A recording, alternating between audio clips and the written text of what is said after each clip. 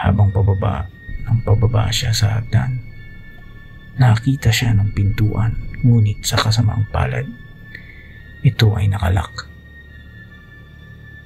Pilit niyang binubuksan, ngunit ayaw.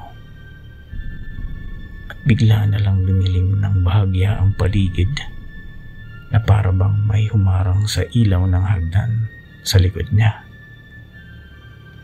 Dahan-dahan siyang lumingon sa kanyang likuran, habang patuloy na dumadaloy ang malamig na pawis sa kanyang muka. Sobrang kaba niya, na parang wala siya marinig kundi ang tibok ng puso niya. At noong nakalingon na siya, tumambad sa kanyang harapan ang babaeng dahan-dahang naglalakad papalapit sa kanya. Di siya makagalaw sa takot, at napapikit na lang siya nung tumalon sa kanyang babae.